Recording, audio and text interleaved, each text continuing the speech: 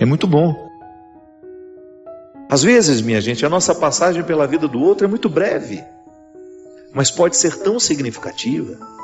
As realidades breves podem ser significativas.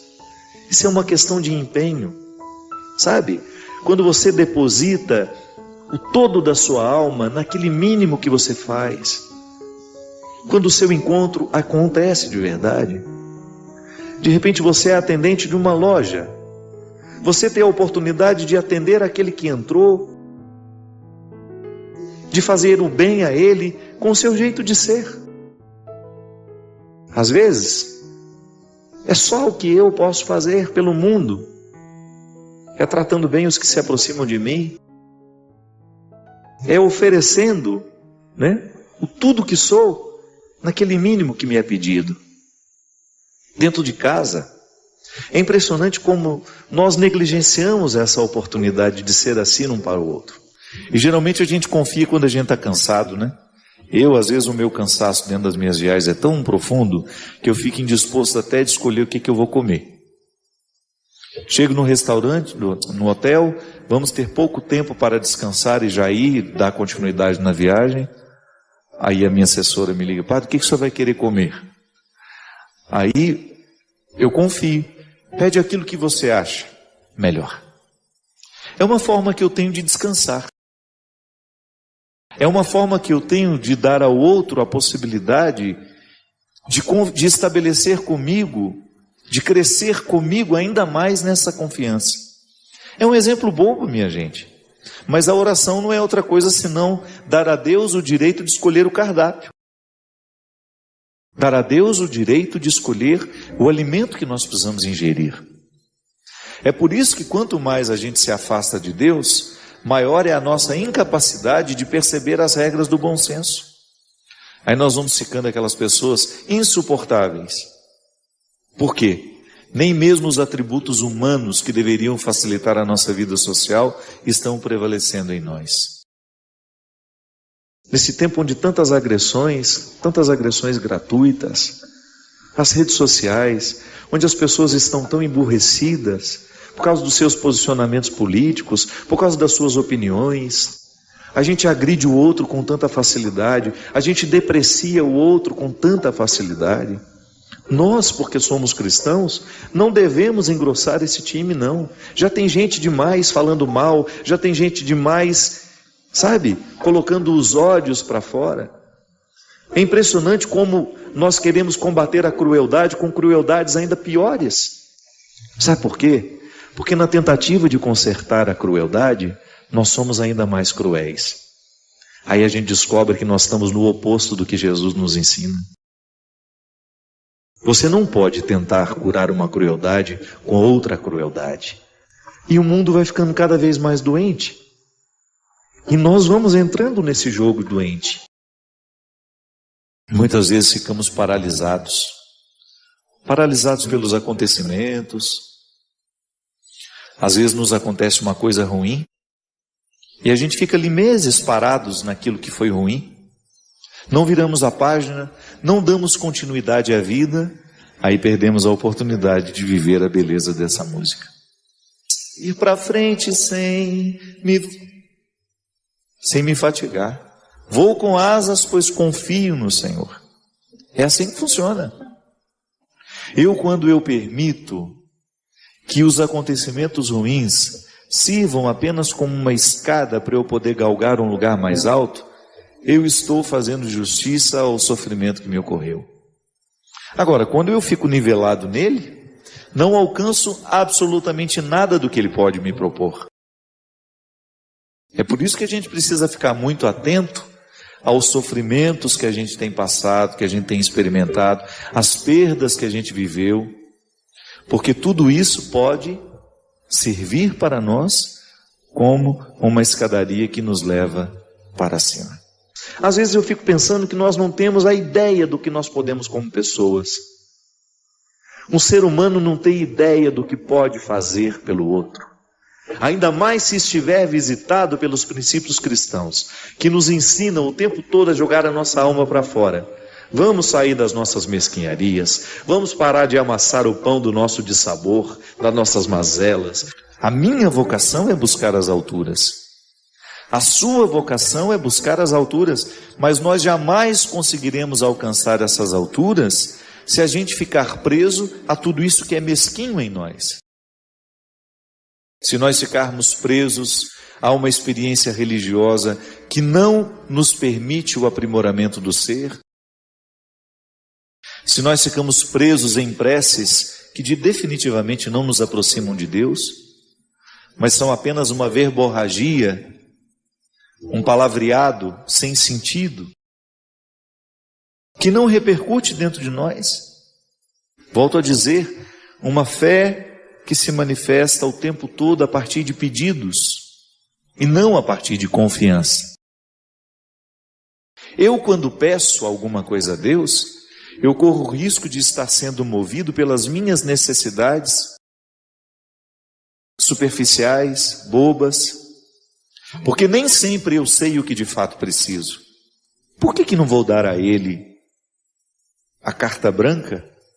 Por que não darei a Ele o acesso a tudo isso para Ele reger a minha vida? Se eu faço essa experiência com uma outra pessoa, se eu faço a experiência de confiar a minha vida a uma pessoa que também é marcada por limites como eu sou, não farei isso com Deus?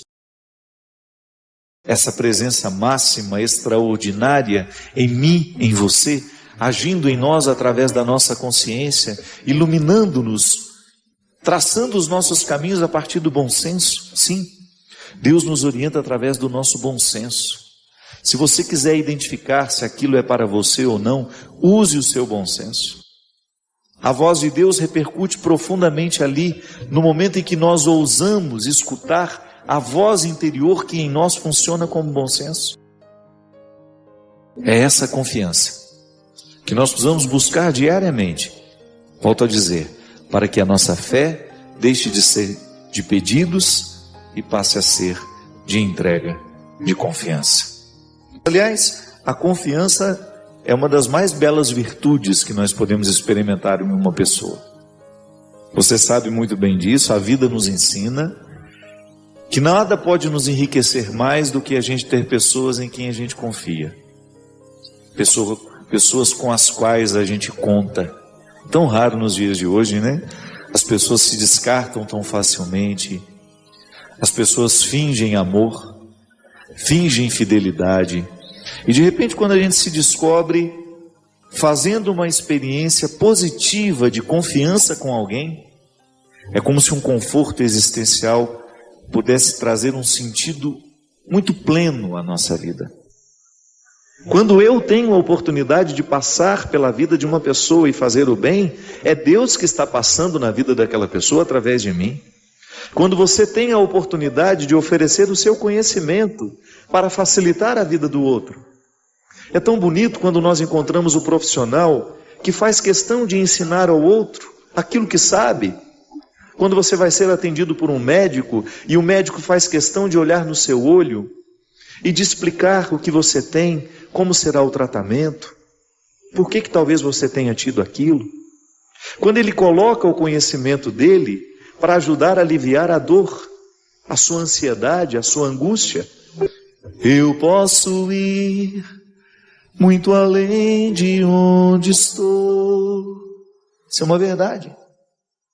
Eu ainda não alcancei tudo o que posso alcançar, como padre, como homem que sou.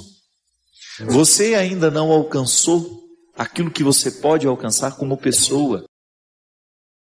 Tantas virtudes à nossa espera, tantas coisas bonitas podendo serem vividas, e a gente não vive porque a gente não chega lá. Às vezes nós somos cruéis assim dentro da nossa casa. Nós queremos combater uma crueldade com uma outra crueldade ainda maior. E justificados. Nós nos justificamos porque somos cruéis. E perdemos a oportunidade de sermos essa mão de Deus na vida do outro. Tanta gente sofrendo hoje, minha gente. Tanta gente nas UTIs, tanta gente nos hospitais, abandonados, sozinhos, tanta gente na prisão. E o mundo cada vez mais cruel. Porque falta essa consciência do que nós podemos. Quem são os nossos inimigos hoje? Eu gosto de pensar que o pior inimigo que eu tenho sou eu mesmo. Quando eu, consciente ou inconscientemente, fico colocando obstáculos ao meu crescimento, por exemplo. Quando eu deixo prevalecer o meu ciúme, a minha vaidade, e eu perco a oportunidade de alcançar algumas dimensões do ser, que só podem ser alcançadas se eu não estiver sob o domínio do meu ciúme, se eu não estiver sob o domínio da minha vaidade. Então, a minha oração de confiança, ela será sempre uma abertura de coração que me colocará diante de Deus assim: Senhor, Tu sabes o que é melhor para mim. Me dê esclarecimento. Proteja-me das ciladas do demônio, para que eu não me desvie do caminho que me levará ao lugar que o Senhor gostaria que eu chegasse. A gente sabe que a plenitude não é para nós, isso é só depois na eternidade. Humanamente a gente nunca vai experimentar a plenitude. Não cabe dentro de nós o que é pleno. Nós não suportaríamos, para usar uma linguagem bíblica, nós somos vasos que não suportariam o líquido da plenitude. Não é assim? Em muitos momentos da Sagrada Escritura você tem a plenitude como uma proposta para o futuro. Nós humanamente nós não suportamos o que é pleno, não damos conta disso. Então a gente vai em partes, e é assim que a gente se realiza. Mas a oração do dia a dia é interessante demais você começar a perceber que você pode fazer a sua vida, toda ela, ser oração. Então está dentro do carro, seu pensamento se eleva, e você começa a tratar com ele as suas questões, você começa a dividir com ele as suas ansiedades. Tem gente que fica amassando o pão do dissabor o tempo todo. O tempo todo está reclamando da vida, o tempo todo está reclamando da vida, minha vida não presta, minha vida é isso, minha vida não presta, minha vida não presta, minha vida não presta. Abre a janela dessa casa, para de amassar esse pão, vai fazer um trabalho voluntário, vai encher a sua alma de alegria de outra forma, vai descobrir que você pode ser mão de Deus na vida de outra pessoa. Pare de idealizar a vida não é perfeita para ninguém. Se eu tiver a oportunidade de abrir o meu coração, você vai ver que minha vida não é perfeita, a vida do Cristian não é perfeita, a vida de quem nos assiste não é perfeita. Nós não podemos idealizar. Às vezes você olha o outro, nossa, como a vida daquela pessoa é maravilhosa. Você não sabe. Você desconhece os bastidores que aquela pessoa precisa enfrentar diariamente. Vida perfeita ninguém tem. Agora, nós temos a oportunidade de descobrir um significado para essa vida e torná-la cada vez mais bonita. É como conhecer outra pessoa. A gente confia à medida em que a gente conhece. Você não fica confiante da noite para o dia. Você pode até se encantar da noite para o dia, mas o encantamento ainda não é confiança. A confiança, ela só se estabelece entre duas pessoas à medida em que nós vamos vivendo as provas que vão purificando aquilo que aquilo que mais tarde nós chamamos de confiança. São gestos pequenos que a gente vai identificando que ali a gente pode confiar. E é por isso que a fé em Deus, ela vai amadurecendo e vai colocando em nós uma confiança. Confiar, minha gente. É tão bonito a gente caminhar na direção de uma fé que se expressa pela confiança. Não entendo nada do sofrimento que agora me ocorre, mas eu confio, Senhor. Não tenho ideia de onde essa dor possa chegar. Não sei por que ela chegou e não sei aonde ela vai chegar. Mas eu confio que o Senhor está cuidando de mim neste momento. Ouse acreditar assim. Que Deus conhece todos os seus sentimentos, que Deus conhece todos os seus pensamentos, e que tudo aquilo que hoje em você é sofrido, por Ele está sendo cuidado. Olha, minha gente, eu digo como padre, anuncio o Evangelho todos os dias, de alguma forma eu anuncio. Nunca vi uma palavra no Evangelho que fosse desfavorável a uma pessoa. Que a palavra, ela pode ser expressão de um bem-querer ou de um mal-querer. Nunca encontrei no Evangelho, nunca encontrei na Sagrada Escritura, na palavra de Jesus, alguma coisa, alguma frase, algum conselho, algum gesto que pudesse ser expressão de desamor. Não. Em todos os momentos, em todos os encontros, Jesus somente pretende beneficiar as pessoas com o crescimento, com a vida nova, com a ressurreição, com a superação de tudo aquilo que no passado não valeu a pena. É sempre uma palavra amorosa, é sempre uma palavra dedicada ao crescimento, tensionando o crescimento, isso é, puxando para crescer.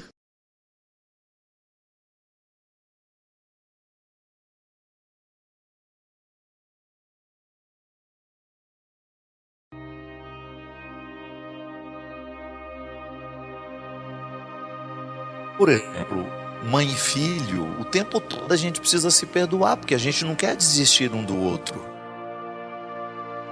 Embora também tenha uma visão romântica, né? Porque às vezes a gente acha que porque é mãe, a pessoa sempre vai ser boa com seus filhos. Não é garantia.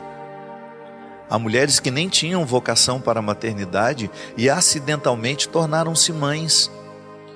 E aí toda a dificuldade que ela vai ter, por não ter querido ser mãe, vai se manifestar ali, na relação com o filho. A mesma coisa um filho. Ele pode não ter gratidão suficiente e ter com a mãe, com o pai, uma relação extremamente ferida, machucada, difícil. Então não é garantia. Mas o comum, a grande maioria, que tem experiências positivas com a maternidade, com a paternidade, a gente precisa perdoar filho todo dia. E você também perdoar seus pais. Aliás, à medida em que a gente vai se tornando consciente da nossa história, a gente vai descobrindo o quanto os nossos pais erraram com a gente. Não se trata de jogar pedras e de ficar ofendendo e de dizer, olha o que você fez comigo. Não, aconteceu, já passou. Hoje você vai construir experiências de perdão. Num primeiro momento até verbalizando, dizendo, mãe, tornei-me consciente do mal que a senhora me fez naquele momento. E eu sinto que eu preciso perdoá-la. Aí entra a ação de Deus em nós. Porque quando a gente descobre que tem um valor, é claro que a gente quer perdoar. A gente não quer perder aquela pessoa. Não é? Se você percebe que há um valor naquela amizade, naquele relacionamento, naquele namoro, você vai lutar para que o perdão aconteça. Agora, o outro lado também é verdadeiro. Às vezes você identifica que você quer perdoar. Você não quer guardar aquela mágoa dentro de você. Mesmo porque perdoar é sempre uma atitude muito inteligente. Quando eu perdoo, eu limpo o meu coração dos resíduos do acontecimento desagradável. Então, quando eu olho nos olhos do outro e digo, olha, eu perdoo você pelo mal que você me fez. E às vezes até preciso me perdoar por ter permitido o mal que você me fez. Porque às vezes o outro nos machuca é com a nossa autorização. Nós vamos sendo condescendentes, a gente vai percebendo a invasão do outro, a gente vai notando a agressividade do outro, ou até mesmo um temperamento que não condiz muito com o nosso, e aí aquela pessoa é muito invasiva, e ela provoca sofrimento na gente o tempo todo, aí de repente derrama, entorna, né? Como diz lá em Minas Gerais, o caldo entorna e você fica diante de uma situação desagradável, precisando perdoar. Só que aí você chega à conclusão de que você não quer ficar com aquela mágoa, você não quer guardar aquela experiência ruim, por isso você perdoa, mas você também chega à conclusão de que você não quer aquela pessoa na sua vida. Isso é absolutamente saudável. Você não é obrigado a conviver de maneira íntima com todo mundo. E não é pecado, viu? Às vezes, nós temos uma visão muito equivocada de ficar pensando que nós temos que manter na nossa vida todas as pessoas que nos feriram porque nós somos cristãos. Não. Eu digo isso por onde eu vou, porque é absolutamente libertador e as pessoas precisam ouvir isso. Muitas vezes, religiosamente, elas ficam condicionadas que as exigências cristãs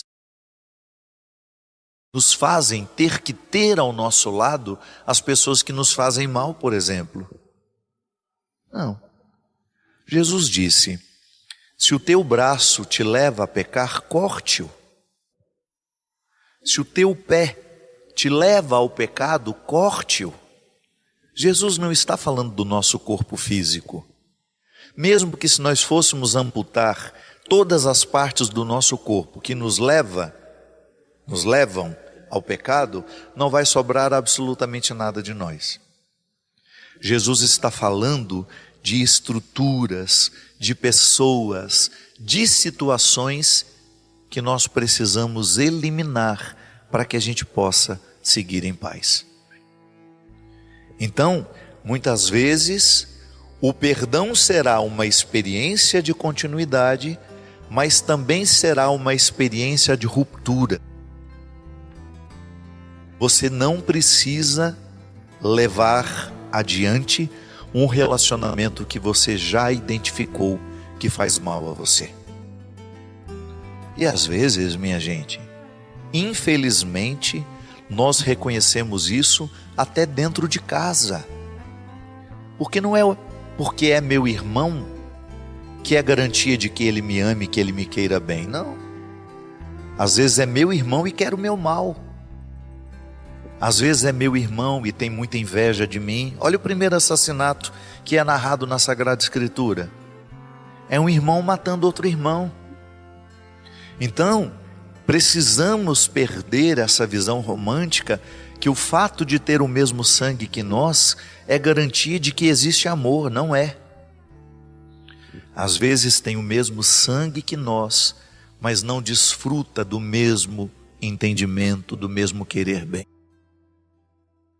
Então eu posso respeitosamente dizer a um irmão: o meu amor por você nunca me permitirá fazer mal, querer o seu mal, mas eu tenho o direito de dizer que não quero você participando da minha vida. Sim, isso é libertador. Então eu posso perdoar e gentilmente dizer: perdoo, mas não quero mais você comigo. E isso não é pecado. Porque eu já identifiquei que aquele relacionamento nos faz mal. Pecado é quando a gente insiste em levar com a gente uma pessoa que não nos favorece em nada, ou também o contrário. Às vezes eu não favoreço a outra pessoa, porque sou possessivo, porque sou invejoso. Então eu sou um peso na vida do outro. E ele tem todo o direito de honestamente olhar nos meus olhos e dizer: Fábio, não quero mais você na minha vida. E por mais que isso me doa, eu preciso aceitar. Porque infelizmente eu não consegui com ele aquilo que eu consegui com a maioria das pessoas. Porque também não é assim: eu errei com aquela pessoa, eu vou errar com todo mundo. A não ser que você tenha um desvio de caráter. Se você tiver um desvio de caráter, se você for uma pessoa psicopata, por exemplo, que não pensa em ninguém, você vai fazer um estrago por onde você for. Mas às vezes o seu erro foi com aquela pessoa. E a outra pessoa tem todo o direito de não lhe querer mais na vida dela. E a atitude mais sábia é não insistindo. Tá bom, vamos guardar o que de bom nós vivemos juntos. Você reconstrói a sua vida, eu reconstruo a minha, e assim vamos. É assim que tem que ser. Reconstruímos as nossas histórias, mantemos o respeito uns pelos outros, mas não precisamos continuar juntos. Minha gente, eu sei que às vezes parece difícil, mas quando a gente vai viver isso na prática, é libertador. Quando você é capaz de dizer, olhando nos olhos, você é meu irmão, você é meu amigo, mas você não me faz bem. Isso é libertador. E faz parte da nossa evolução espiritual. A evolução espiritual consiste justamente em você saber dizer aquilo que você quer e o que você não quer para a sua vida. É o que Jesus quer de nós. Conhecereis a verdade e a verdade vos libertará. Essa frase de Jesus move as nossas consciências. Eu estou sempre tentando buscar a minha verdade e o outro participa dela.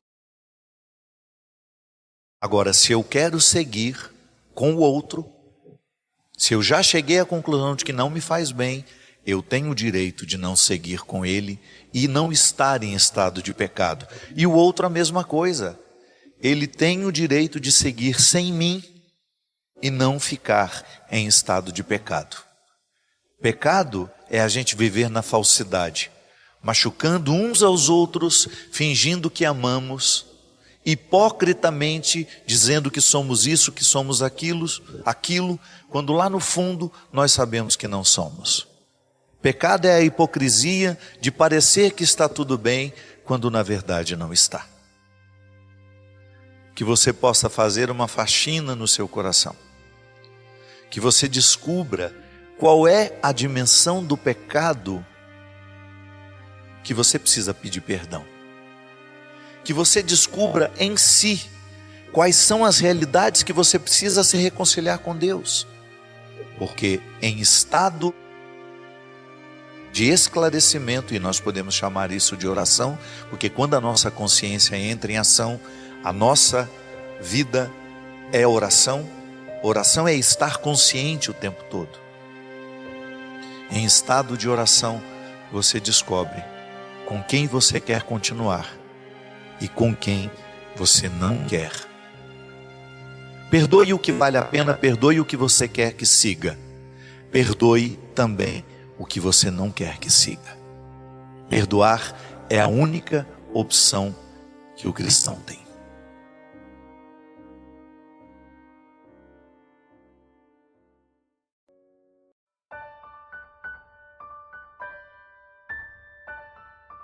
Eu achei interessante uma senhora aqui, ela perguntou o seguinte: Padre, quando uma pessoa é batizada com um nome e é registrada com outro, no final, como é que fica no livro da vida?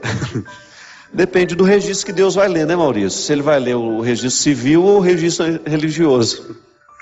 Minha filha, o que fica registrado no livro da vida é o que a gente viveu. O nosso nome tem importância para nós, né? Deus nos chama pelo nome, mas é muito mais do que o meu nome Fábio.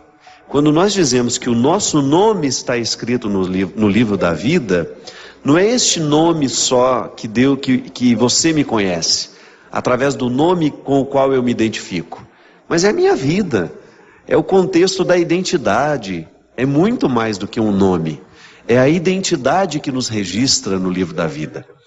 É a vida que a gente viveu, é a vida que a gente escolheu, tudo aquilo que fez parte de nós, isso sim está sendo registrado aos poucos.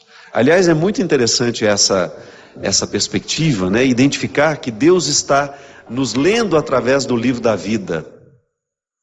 É uma metáfora muito bonita para nos ajudar a perceber como é que Deus nos olha, como é que Deus nos registra. A cada dia da nossa vida, tudo aquilo que nós estamos vivendo está sendo registrado neste livro, onde Deus tem a oportunidade de nos conhecer diariamente. Mas é apenas um simbolismo, não fique preocupada com isso não. A minha irmã também foi batizada com um nome e registrada com outro. No batismo ela tem um nome e no registro civil tem outro. Não tem nenhum problema não. O que Deus conhece e que está registrado é a identidade dela. E isso Ele conhece profundamente. Não tem equívoco aqui, viu? Padre, podemos dizer que Deus é o esposo espiritual da Virgem Maria? Quem nos pergunta isso é o Luiz Fernando. Olha, essa expressão esposo espiritual, ela já foi usada muitas vezes para compreender o mistério que se passa com Nossa Senhora no momento da concepção do seu menino, né? O Espírito a cobriu com sua sombra e ela se tornou a morada do Altíssimo. Toda expressão que nos ajudar a compreender o mistério é bem-vinda, desde que ela não banalize o mistério.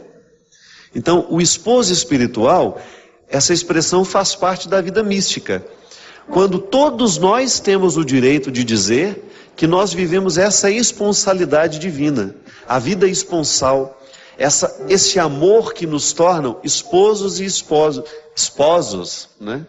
Esposos e esposas, que faz com que a gente viva com Deus uma relação de matrimônio.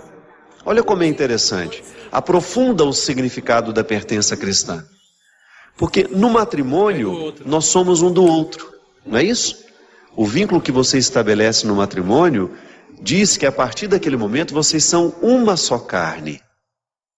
Então você que se casou, estabeleceu com seu marido, com sua esposa, o compromisso de serem uma só carne.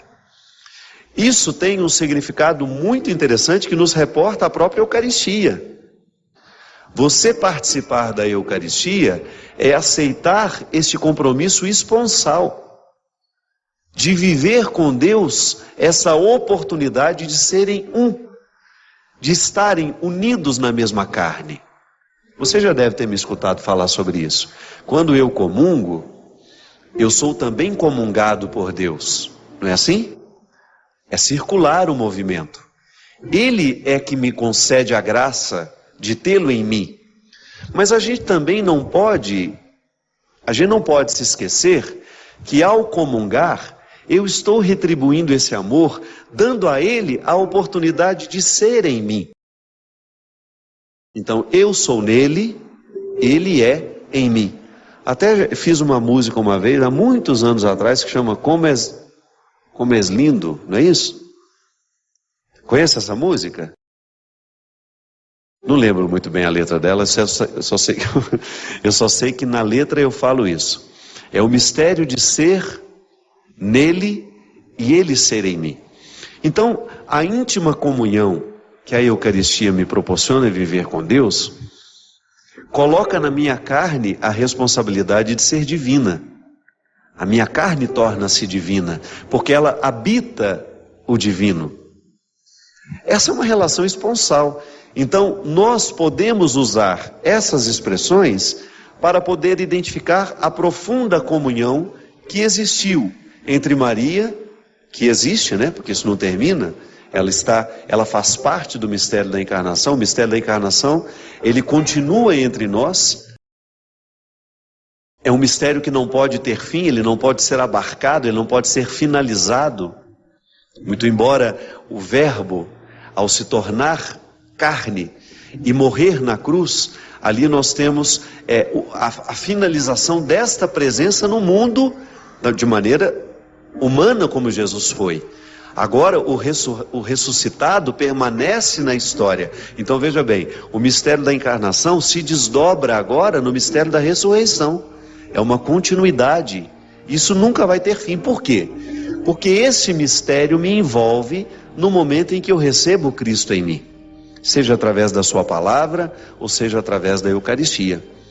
Então seremos sempre esposos e esposas deste Cristo. Deus presente entre nós, nos movendo para que cada vez mais a gente tenha condições de tornar a nossa vida um lugar de revelação. É sempre um desafio. fazer com que a nossa história seja a continuidade da história da salvação. Deus ter oportunidade de continuar agindo em nós e através de nós.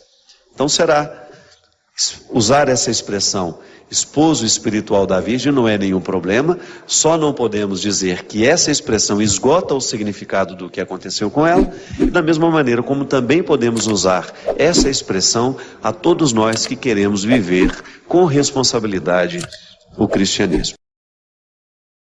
Padre, há 2 meses que eu estou numa depressão profunda, que eu não tenho vontade de sair do meu quarto. E eu perguntei, minha filha, mas qual a razão de tanta dor, de tanto sofrimento? Qual a razão de você se trancar dentro do seu quarto? E ela me disse assim, é que nós descobrimos, padre, que o meu pai, ele tem poucos meses de vida. O médico nos anunciou que ele está num estado muito avançado de câncer. Eu escutei e parecia que entre aquela decisão de ficar trancada no quarto e a notícia de que o pai viveria pouco tempo, havia uma contradição. Aí eu perguntei para ela com muita coragem, sem medo de estar desrespeitando o sofrimento dela, sem medo de desconsiderar a depressão que ela estava vivendo, sem medo de desconsiderar aquilo que para ela era doloroso naquela hora. E eu perguntei, minha filha, você fica sabendo que seu pai tem apenas alguns meses de vida e você escolhe passar esses meses deprimida? Você prefere passar esses poucos meses que o seu pai tem trancada dentro do seu quarto? Será que você não está fazendo o jogo contrário? Você não tem como modificar esse fato. Se eu pudesse, eu retiraria o câncer do corpo do seu pai. Eu também não posso. Mas você pode tirar o câncer de você. Esse que você não tem fisicamente, mas que você está permitindo que tome conta da sua alma. Você não tem um câncer detectável em exames, mas você está permitindo que a repercussão da enfermidade do seu pai lhe deixe mais enferma do que ele. Será que você não pensa na possibilidade de viver bem esses últimos tempos ao lado de seu pai, sendo a melhor filha do mundo? Ou dando a ele, quem sabe, a segurança que ele precisa nessa hora? Seu pai não precisa de uma filha deprimida ao lado dele. Seu pai está precisando de uma filha que o ajude a enfrentar o sofrimento. A mim parece, no mínimo, o egoísmo de sua parte, fechar-se no seu quarto, esquecer do sofrimento da família e acrescentar um a mais. É hora de reagir. Você não tem como mudar o quadro, mas você pode mudar a moldura. Você não tem como modificar a cena final, mas eu tenho certeza que você tem possibilidades de estabelecer agora um jeito diferente de interpretar isso. Ao invés de pensar na sua dor, no seu sofrimento, olha para o seu pai e vai ajudá-lo a viver esta hora. Esteja do lado dele em todos os momentos. E vá viver, vá viajar, vá levar o seu pai para ver o que ele gosta, vá levar o seu pai à medida das possibilidades dele para estar com as pessoas que ele ama. Tire mais tempo da sua vida para estar do lado dele e ao invés de ficar trancada dentro do seu quarto, lamentando de maneira antecipada a morte do seu pai, vá celebrar a vida que ainda resta. Ao invés de ficar antecipando o velório do seu pai, a tristeza que será, que vai vir, que vai ser inevitável, ao invés de ficar antecipando toda essa tragédia, vá descobrir um significado para a vida nesta hora. Ela me olhou assustada, mas parece que acordou. Depois me deu notícias de que aquele susto, de que aquela palavra despertou dentro dela a responsabilidade. Eu tenho poucos dias ao lado do meu pai. Eu vou vivê-los com qualidade. Talvez, minha gente, o que falte para nós seja esse choque. Para que nós possamos também descobrir que diante das dificuldades que nós temos, algumas reações ainda são possíveis. O grande problema é quando diante das dificuldades nós não reagimos. Muitas vezes os problemas nos paralisam e a gente não toma nenhuma iniciativa para resolvê-los. A gente se tranca nos quartos, a gente se tranca na estrofe triste, Assim como o poeta coloca na música a tristeza de uma estrofe, uma decepção tão presente nessa estrofe. Eu não tenho amigos, eu estou decepcionado, eu não tenho aonde ir. São frases que justificam qualquer porta trancada. E é fácil a gente se trancar no quarto. É fácil a gente fechar a porta para as soluções. Sabe por quê? Porque enfrentar o desafio das soluções requer esforço de todos nós. Trancar a porta não. Fechar-se no egoísmo e dizer eu não estou aqui para ninguém é muito fácil.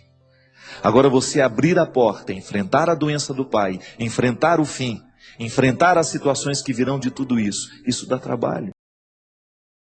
E eu sei que na possibilidade de fecharmos a porta, será muito mais fácil fechar. Nós vamos nos apoiar nesta fechadura e vamos nos esquecer do resto. Mas e aí? Depois que morre, depois que termina. Eu sempre digo, minha gente, que a nossa vida, ela é sempre qualificada a partir de 2 sentimentos, muito comuns dentro de nós. Ou nós temos saudades boas do que a gente viveu, ou nós temos remorsos. São nessas 2 vielas que nós vamos, que nós moramos, que nós construímos as nossas casas. Vielas são caminhos estreitos, pois eu digo para você, são caminhos estreitos mesmo. Agora você é que sabe, com a vida que você está vivendo hoje, com aquilo que você está fazendo hoje, é que você descobre se você está construindo saudades ou se você está construindo remorsos. As escolhas que você fez ao longo do dia, hoje, você tem matéria-prima de futuro aqui.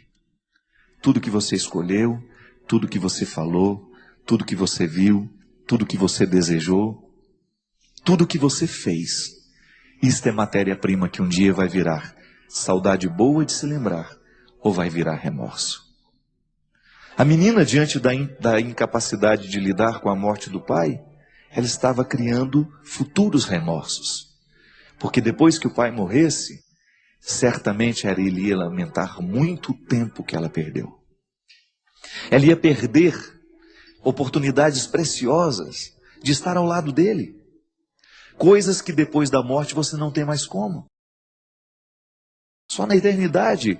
Mas essa eternidade demora para chegar, porque a nossa vida aqui, nós não sabemos quanto tempo nós vamos ter. E a qualidade da nossa vida na terra depende dessas escolhas que nós fazemos. Derrame sobre nós a bênção do Deus Todo-Poderoso, Ele que é Pai, Filho e Espírito Santo. Amém.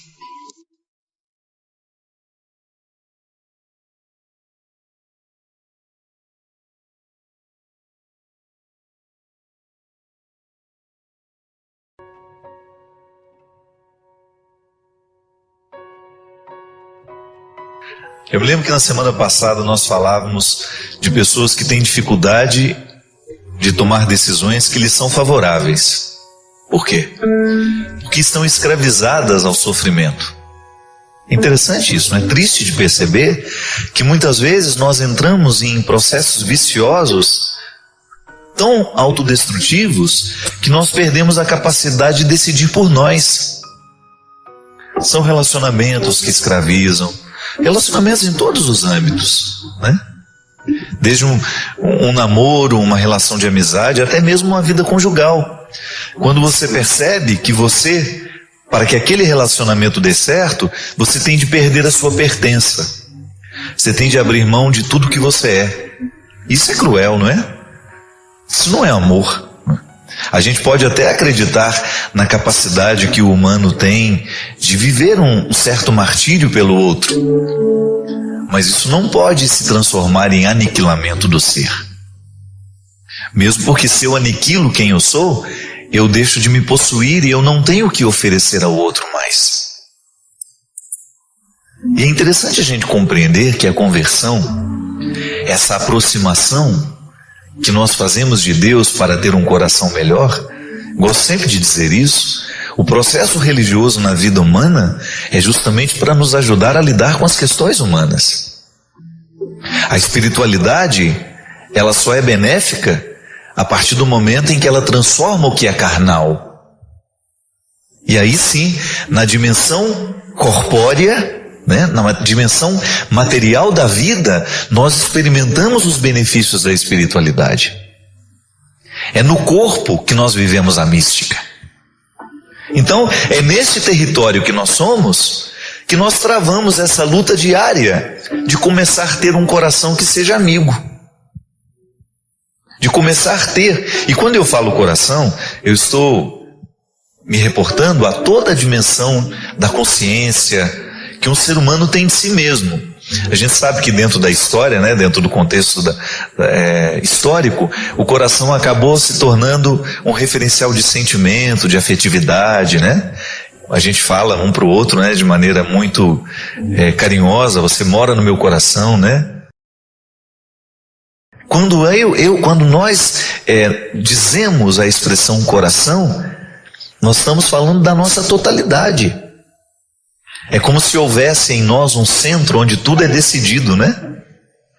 E na verdade o nosso coração é o cérebro, né?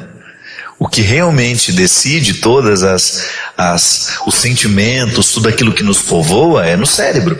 Mas nós gostamos de dizer que é o coração que decide, quando nós estamos nos referindo às dimensões emocionais que também são cerebrais, também são racionais. É tudo aqui, na nossa cabeça. Então, quando eu tenho a facilidade de alimentar sentimentos opressivos, por exemplo, eu estou sendo desfavorável ao meu coração. Porque uma pessoa que é dominada por sentimentos opressivos, por pensamentos opressivos, ela vai ter muita dificuldade de viver harmoniosamente, de buscar equilíbrio nas coisas, nas realidades.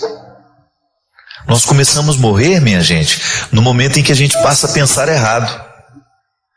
No momento em que a gente substitui um pensamento bom por um pensamento ruim. Quando nós substituímos um pensamento positivo, né? Quando a gente acorda de manhã e você, ao invés de perceber o que está sendo bom, você se fixa naquilo que está defeituoso. E então você impede o seu coração de estar em harmonia, de bater favorável, né? E coração que não bate favorável apanha. Nós não podemos ter um coração que fica apanhando o tempo todo. No sentido, a agressividade, você sabe disso, já cansamos de falar isso aqui. A agressividade, ela é absolutamente necessária na vida humana. E como é que nós devemos exercer a nossa agressividade? Sonhando alto, buscando no nosso dia a dia a melhoria de nós mesmos. Porque se nós não fazemos isso, nós vamos começar a agredir as pessoas, fisicamente até. Vamos agredir com as nossas palavras, vamos agredir com os nossos gestos, com a nossa postura. Existem pessoas que nunca levantaram a mão para dar um tapa na outra pessoa, mas é agressiva o tempo todo.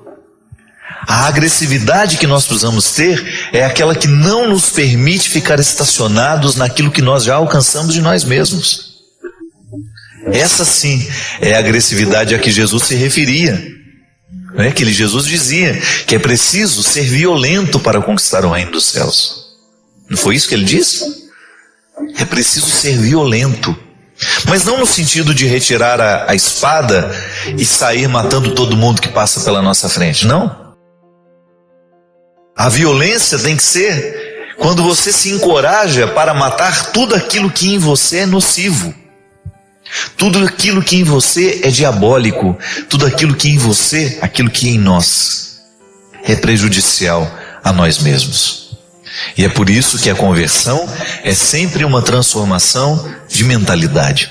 São Paulo já falava isso e nos ensinava com toda a sua cultura, né? São Paulo era um homem profundamente conhecedor da cultura de sua época, era um grande filósofo, um homem que tinha contato com a cultura profana, digamos assim, secular da sua época. E São Paulo traz toda a gama de conhecimento que a formação cultural dele tinha dado a ele para compreender o cristianismo. Essa é a grande diferença de Pedro e Paulo, né? Pedro, um homem simples que não teve oportunidade de estudar, então o que ele fez? Aplicou-se o tempo todo numa prática de levar o evangelho adiante, no corpo a corpo, né? no dia a dia, na tarefa árdua de viajar, de andar distâncias para fazer o evangelho acontecer nas comunidades.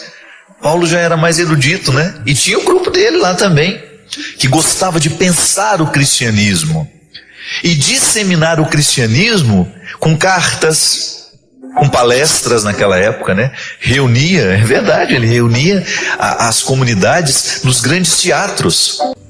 Então veja bem, você tinha, naquele momento, a igreja de Pedro caminhando com todas as dificuldades, né? com toda aquela coragem que Pedro tinha, porque Pedro era um homem trabalhador, era um pescador.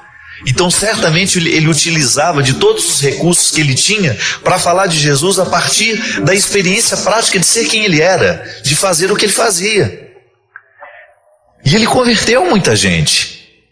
Ele converteu milhares e milhares de pessoas, e ainda hoje nós somos filhos de Pedro. Mas Paulo, com sua capacidade de pensar o cristianismo, levou o cristianismo aos lugares mais inusitados através da cultura, através da inteligência, da elaboração de cartas que ainda hoje nós lemos nas nossas comunidades e dizemos, depois que terminada a leitura, palavra do Senhor. Então Paulo entendeu que a conversão é a mudança de mentalidade. O verdadeiro cristão é aquele que está constantemente passando por um processo de transformação mental. Olha que fantástico isso. Você sabe que cada vez que você aprende uma coisa nova, o seu cérebro é modificado fisicamente? Ele sofre modificações físicas. Então, quando nós mergulhamos no mistério do cristianismo, nós começamos a assimilar um jeito de ser e de pensar de Jesus. Fico pensando, minha gente, que no início do cristianismo, muitos foram mortos porque pensavam como Jesus, porque viviam como Jesus. Somente no ano 300 e alguma coisa, não sei se foi 314, que Constantino, o imperador, oficializa o cristianismo como religião oficial do Império Romano. E por incrível que pareça, a partir do momento que Constantino oficializa, que permite, o cristianismo perdeu um pouco a sua força. Interessante isso, né? Que antes de ser a religião oficial, era o tempo do martírio, era o tempo onde as pessoas tinham que fazer de tudo para viver a crença em Jesus, mesmo proibidos, mesmo negados. As pessoas precisavam lutar. E eu me lembro que eu tinha um professor de história da igreja que falava que quando se oficializa o cristianismo, começa a se ter um relativismo religioso. Se você for pensar, hoje nós somos proibidos de viver o nosso cristianismo? Não. Só que nós estamos dentro de uma sociedade que está fechando o cerco, cada vez mais. A aprovação dessa profilaxia do aborto, né? Como algumas pessoas chamaram, essa emenda que pode abrir portas, sim, para que o aborto seja cada vez é como se fosse uma água que vai minando aos poucos, né? A igreja será sempre radicalmente contra todo processo que possa facilitar o aborto de uma criança. Nós não estamos nem aqui entrando no mérito das questões das políticas públicas, que a mulher tem direito a isso, tem direito a aquilo. Nós não estamos entrando nesse mérito. Essa é uma discussão política. Nós estamos falando do valor da vida, que nós precisamos preservar o tempo todo. Agora, se você pensa, o que muda para nós cristãos qualquer brecha que possa haver de lei para que o aborto seja oficializado? Absolutamente nada. Porque para nós a vida continua sendo um valor. E nós vamos fazer de tudo, ainda que seja um trabalho de formiguinha, para que nenhuma mulher aborte o filho que está esperando. O evangelho não é apenas uma mochila que leva às costas e que de vez em quando você se livra dela. Não, está internalizado. Nós compreendemos a proposta de Jesus, tornou-se uma maneira de pensar. Então para nós será sempre inadmissível que uma criança seja morta porque, sei lá, porque a mãe não planejou aquela gravidez, ou porque aquela mãe passou por um processo que foi alheio à sua vontade, mas a partir do momento que a vida existe, nós precisamos nos comprometer com ela. E é aí que entra a questão. Quando eu tenho um coração que me é favorável, quando o meu coração está convertido, eu não vou precisar fazer muito esforço para querer o bem. Isso é fantástico, minha gente. A gente identificar que a conversão, a verdadeira conversão, faz com que o bem seja natural em nós. Que nem sempre a gente faz o bem que a gente quer. Por quê? É a concupiscência. Uma palavra difícil, né? Que fala de uma coisa muito simples. O que é a concupiscência? A tendência natural que nós temos de errar. E a conversão é isso. É você colocar a concupiscência num certo controle. É você identificar que em você existe uma fragilidade que precisa de cuidado. Eu sempre gosto desse exemplo. A fragilidade não pode nos assustar. É como um cristal. Eu tenho uma peça na minha casa que é preciosa. Então eu tenho que guardar de um jeito que ela não esteja exposta aos riscos de ser tratada de qualquer jeito, né? Por quê? Porque ela é de cristal. Ela é frágil. Então, o que é frágil me indica que haverá um cuidado maior. Nós não temos almas rudes. Nós temos almas frágeis. E por isso que dentro de nós precisamos passar constantemente pela experiência do cuidado, pela experiência da compaixão, pela experiência da amorização. Porque se a gente não coloca amor nesse coração, se a gente não converte o nosso coração, querer o bem vai ser sempre um processo penoso para nós. Fazer o bem será sempre um processo doloroso. E não pode ser assim.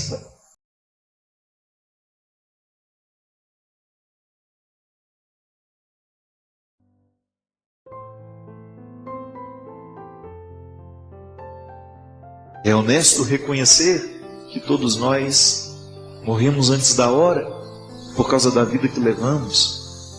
Eu não falo da vida biológica, porque morrer, todo dia a gente está morrendo. Nasceu, já começou a morrer. Parece dramático, né? Mas a criança que entra no mundo, ela está ganhando a vida, mas ela está perdendo um dia. Se ela tem 2 dias, já são 2 dias a menos de vida. Se ela tem 2 meses, já são 2 meses a menos de vida. Isso não pode nos desesperar, né? Mas eu falo da outra morte que pode acontecer dentro de nós, mesmo quando o corpo está cheio de vitalidade e você identifica que apesar da vitalidade do corpo, o espírito já está empobrecido demais, mergulhado em misérias, mergulhado no que há de mais rasteiro. Mergulhado não, né? Porque se é rasteiro, não dá nem para mergulhar, né? Nessa cultura que nos nivela tão por baixo, meu Deus. Porque a dor é a mesma, minha gente. É a mesmíssima. Dói no rico, dói no pobre, dói no preso, dói no livre, dói no amado, dói no odiado. As realidades humanas são sempre as mesmas. Nós carecemos das mesmas coisas. Nós carecemos das mesmas realidades, dos mesmos aconchegos. Então é sempre muito bom a gente ter a oportunidade de parar um momento do nosso dia e conversar com alguém que nos entenda. O que aqui a gente acredita? É fácil a gente morrer sem saber que está morrendo. Basta você não refletir. Basta você não colocar a vida como se fosse um jogo de cartas todos os dias à noite em cima dessa mesa. Essa mesa imaginária onde você joga. A vida é jogo. O tempo todo eu estou fazendo escolha, qual é a carta que eu trago, qual é a carta que eu descarto, qual é a canastra que eu resolvo fazer, né? O que eu coloco ao lado, o que eu vou ajuntando. E ao colocar-se diante do Senhor em audiência particular, você pede o dom de reativar a sua ressurreição. De nunca se esquecer de renascer diariamente, para que você continue dando conta da vida. Para que você continue dando conta de ser quem você é. E se você está cansado, Eu estou sem condições, Padre, de hoje abrir uma picada nova no matagal da minha vida.